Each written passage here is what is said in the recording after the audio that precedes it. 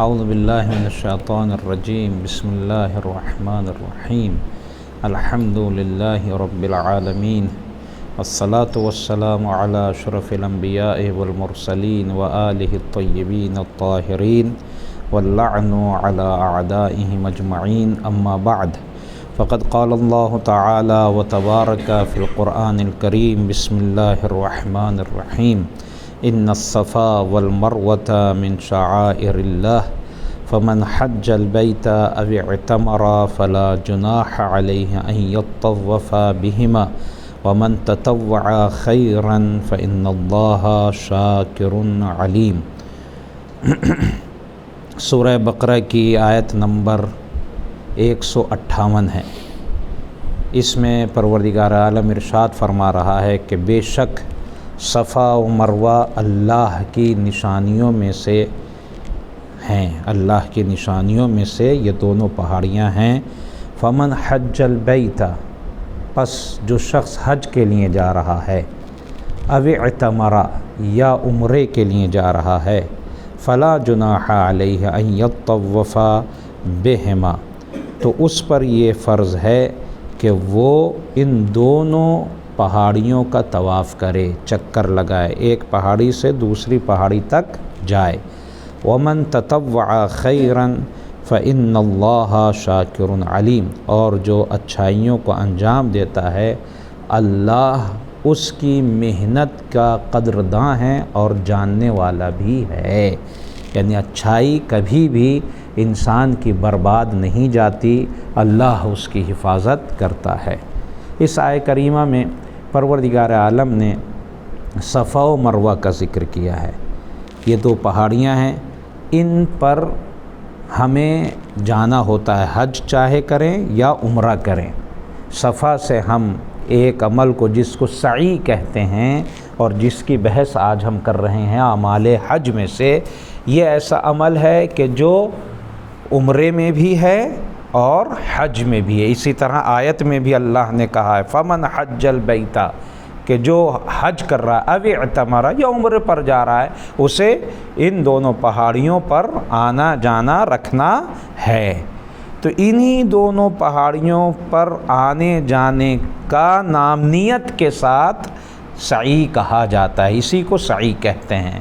سعی کا لفظ کیوں دیا گیا؟ اس لیے کہ یہاں پر جناب ہاجرہ نے کوشش کی تھی پانی کو ڈھونڈ۔ سعی کے میننگ ہوتے ہیں کوشش کرنا، ڈھونڈنا، کسی چیز کو تلاش کرنا، سرچ کرنا۔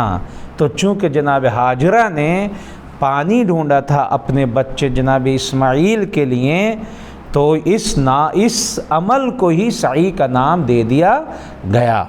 جناب ہاجرہ نے کیا کیا تھا؟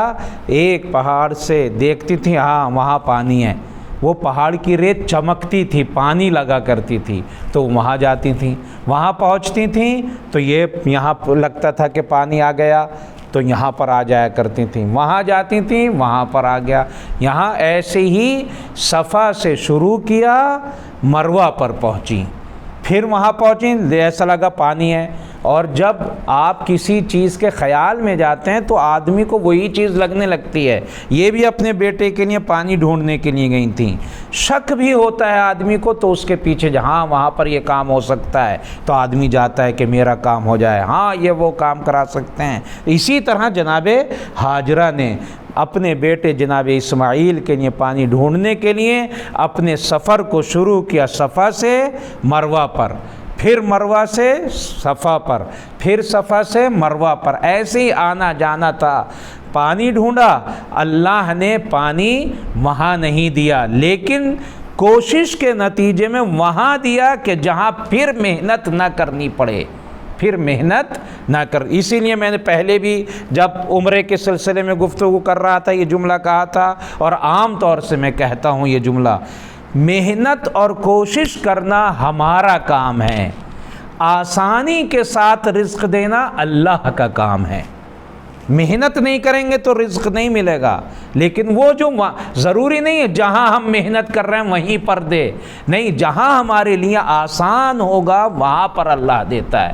آپ خود سوچیں، اگر جناب ہاجرہ کو وہیں پر دے دیتا، پروردگار پہاڑیوں پر ہی پانی دے دیتا، تو لانے میں کتنی زحمت ہوتی، بار بار چڑھنا پڑتا پانی لانے کے لیے، لیکن وہاں پانی نہیں دیا، وہاں پانی دیا جہاں لانا میں زحمت نہ ہو، وہیں پر جاری کر دیا جہاں رہتی تھیں، جہاں بچہ تھا بچے کے پیروں میں جاری کر دیا پانی، اور وہیں پر آرام سے بغیر کسی زحمت کے اللہ نے وہاں رزق دے دیا۔ تو ہم کبھی یہ نہیں سوچے اے اللہ میں اتنی محنت کر رہا ہوں مجھے تو یہ نہیں، اللہ آپ محنت کر رہے ہیں وہاں نہیں دے رہا ہے تو ایسی جگہ دے گا جہاں آپ کے لیے آسانیاں ہوں گی، آپ کے لیے سہولت ہوگی، آپ کو سکون ملے گا، آپ کو اطمینان ملے گا۔ ہاں اپنے اللہ پر بھروسہ رکھیں، اس لیے کہ رزق کا وعدہ اس نے کیا ہے، وہ دینے والا ہے۔ ہاں ہمیں محنت کرنا ہی کرنا ہے، محنت کے بغیر اس دنیا میں وہ کسی کو نہیں دیتا، وہ کسی کو نہیں دیتا محنت کے بغیر۔ محنت کرنا ہمارا کام، رحمت کا نازل کرنا اس کا کام۔ تو جناب حاجرہ نے یہ کام انجام دیا، اور اللہ نے حج میں بھی عمرے میں بھی اس عمل کو رکھ دیا تاکہ ہم یاد رکھیں کہ جو اللہ اپنے نبی کی بیوی اور ماں، حضرت اسماعیل کی ماں، ابراہیم کی بیوی، ماں اپنے نبیوں کی بیوی اور ماں کو بغیر محنت کے نہیں دیتا، تو ہمیں کیوں بغیر محنت کے کیسے دے دے گا وہ؟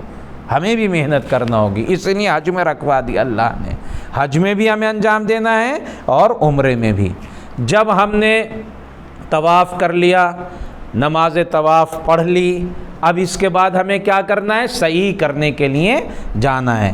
جب آپ نماز پڑھ لیں گے وہاں مسجد الحرام میں، تو آپ کے بیک پر ہی ایک دروازہ، وہاں نشان بھی لگایا ہوا ہے، بنا ہوا ہے، لکھا ہوا ہے، گیٹ ایک دروازہ بنا ہے، وہاں جانے کے لیے آدمی جا سکتا ہے۔ اب چینج ہو گیا ہو تو میں کہہ نہیں سکتا، لیکن پہلے آسانی کے لیے تاکہ آدمی گھوم پھر کے نہ جا سکے، تو بیک پہ ہی جیسے آپ کی نماز ختم ہوئی آپ بیک میں دیکھیں گے تو پانی چشمہ لگا ہوا ہے، وہاں پر زمزم کا پانی لگا ہوا ہے، اور پھر ادھر اسی پانی کے بغل میں ایک گیٹ دروازہ بنا ہوا ہے۔ تو آپ نماز پڑھنے کے بعد پانی پیجئے، آرام سے، تھک چکے ہوں گے، طواف کیا ہے، نماز پڑھی ہے، مستحب بھی ہے پینا، مستحب بھی ہے کہ آپ پانی پیجئے، زمزم کا پیجئے بھی، اور تھوڑا سا اپنے اوپر چھڑک بھی لیجئے، یہ مستحب ہے، تھوڑا اپنے اوپر چھڑک بھی لیجئے، وہ پانی پیجئے اور چھڑک لیجئے، لیکن ہاں بھرنے کی ضرورت نہیں ہے۔ ابھی آپ لانے کی فکر نہ کریں، اور اب تو سعودی گورنمنٹ نے یہ قانون بھی بنا دیا کہ آپ پرسنل نہیں لا سکتے پانی، وہ ہوائی جہاز میں ہی آپ کا حصہ آپ کو پہنچا دیتے ہیں خود، 5 لیٹر یا 10 لیٹر جتنا بھی دینا چاہتے ہیں ہر سال، ان کا قانون ہوتا ہے کم سے کم 5 لیٹر تو رہتا ہی ہے۔ آپ لائیں گے تو کبھی کبھی آپ پر جرمانہ بھی لگ جاتا ہے، تو آپ کو بھرنے کی ضرورت نہیں، وہ خود آپ کو وہاں آپ کے نام کا پانی وہاں پر ہوائی جہاز میں آ کے پہلے سے ہی ہو جاتا ہے، وہ آپ پھر اپنے یہاں لے آ سکتے ہیں۔ تو آپ پیجئے، اپنے اوپر تھوڑا چھڑک لیجئے، اپنے ساتھیوں کو ہاں وہاں پر پلا دیجئے، خود بھی پیجئے، ان کو بھی پلا دیجئے، تاکہ پلانے کا بھی ثواب مل جائے۔ تو آپ نے یہ مستحب کر لیا، طواف، نماز طواف، پھر پانی پیا، چھڑک لیا، اب آرام سے فریش ہونا ہے ہو لیجئے، ضروری نہیں فوراً جا کے آپ صحیح کریں، آپ کو کوئی حاجت ہے، کسی کا انتظار کرنا ہے، کوئی کام ہے، نہیں کوئی بھی نہیں، بس میرا موڈ یہ ہے نہیں تھوڑی دیر مسجد الحرام میں بیٹھوں بعد میں کروں گا، کوئی بات نہیں ہے، لیکن بہتر یہ ہے کہ آپ جتنی جلدی ہو سکے اپنے ان واجب کاموں کو انجام دے لیں، واجب کاموں میں دیر نہ کریں۔ یہ میں کیوں بیان کر رہا ہوں؟ ضروری نہیں ہے کہ آدمی یہ نہ سوچے کہ میں تھک رہا ہوں فلاں، اگر آپ کو آرام کی ضرورت ہے تھوڑا آرام کر لیجئے، اگر آپ کو فریش ہونا ہے فریش ہو لیجئے، اگر آپ کو کسی کا انتظار کرنا ہے انتظار کر لیجئے، کوئی ضروری نہیں، اس کا کوئی وقت نہیں ہے کہ آپ فوراً ہی کریں، لیکن ہاں جتنی جلدی ہو سکے آپ انجام دے لیں۔ تو طواف، نماز طواف پڑھ لی، اب جائیے اپنے بیک ڈور سے جو پیچھے بنا ہوا ہے دروازہ، اس سے جائیے، آپ سیدھے کہاں نکلیں گے؟ جا کے صفا پر، صفا پر نکلے، پہاڑی صفا پر آپ گئے، وہاں کھڑے ہو جائیے، آرام سے کھڑے ہوئیے، نیت کیجئے سب سے پہلے، اس لیے کہ میں کئی مرتبہ کہہ چکا ہوں نیت کے بغیر کوئی بھی عمل نہیں انجام پا سکتا۔ نیت کیجئے کہ میں سعی کرتا ہوں قربتاً اللہ، یہاں کوئی قید نہیں ہے، بس آپ الٹے نہ چلیں، یہاں الٹے چلنا غلط ہے، سیدھے چلنا ہے آپ کو. باقی آپ اگر مڑ بھی گئے, اپنے دوست سے باتیں بھی کر لیں, کوئی بات نہیں. بہتر یہ کہ آپ دعائیں پڑھیں, اللہ سے دعائیں مانگیں, اللہ کو یاد کریں. لیکن اگر آپ نے دیکھا کسی کو ضرورت ہے, کسی کی ہیلپ کرنے کی ضرورت ہے, سب کچھ آپ کر سکتے ہیں, کوئی بات نہیں ہے وہاں پر. بس مقصد کیا ہے؟ نیت کے ساتھ صفا سے مروہ تک جانا, وہ بھی سینے کی طرف. الٹے پیر نہ جائیے, الٹے پیر جانے کو منع کیا گیا ہے, الٹے پیر نہ جائیے. بس سیدھے سیدھے صفا پر جائیے. کسی کی مدد بھی بیچ میں کر سکتے ہیں, کسی کا سہارا بھی بن سکتے ہیں, باتیں بھی کر سکتے ہیں, فنا بھی کر سکتے ہیں, یہاں کوئی رکاوٹ نہیں. کیونکہ اصل کام ہے آپ کا جانا. جیسے بالکل ایسے ہی جیسے آپ اپنے گھر سے اپنے آفس جاتے ہیں, بیچ میں کوئی ملا, باتیں بھی کر لی, کھانا پی لیا, سب کچھ کر لیا, سب کچھ کر سکتے ہیں. لیکن آپ بہتر یہ ہے کہ جب آپ جا رہے ہیں تو دعائیں پڑھیں, اللہ کو یاد کریں, اپنے گھر والوں کے لیے دعا کریں, اپنے دین کی حفاظت کے لیے, ایمان آخر دم تک باقی رکھنے کے لیے کہ میں مومن دنیا سے جاؤں. ایسی اچھی اچھی دعائیں وہاں پر مانگیں, اس لیے کہ یہ بہتر جگہ ہے. یہاں اللہ دعائیں قبول کرتا ہے, تو میں کیوں الٹی سیدھی چیزوں میں لگوں؟ میں اللہ سے یہاں پر دعائیں مانگوں. تو آپ شروع کہاں سے کریں؟ صفا پر کھڑے ہوئے, نیت کی, صفا سے پھر مروہ کی طرف چلے گئے. ایک ہو گیا.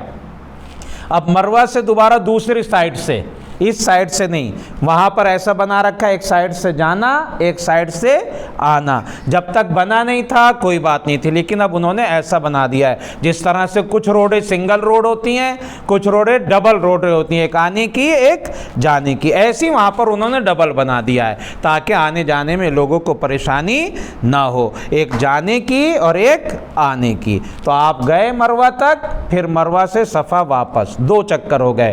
پھر صفا سے مروہ 3, پھر مروہ سے صفا 4, پھر صفا سے مروہ 5, پھر مروہ سے صفا 6. اب یہ لاسٹ چکر آپ کا, صفا سے مروہ لاسٹ چکر ہو گیا. جب یہ مروہ پر آپ پہنچ گئے, آپ کے ساتھ ختم ہو گئے, سعی ختم ہو گئی. اللہ سے دعا کیجئے اور پھر نئے عمل کے لیے تیار ہوئیے. پروردگار سے دعا ہے کہ وہ ہمیں جلد سے جلد انشاءاللہ حج و عمرے کی توفیق عطا فرمائے اور ہمارے جملہ اعمال کو اپنی بارگاہ میں قبول کریں. والسلام علیکم ورحمۃ اللہ وبرکاتہ. اللہم صلی علی محمد وآل محمد وعجل فرجہ.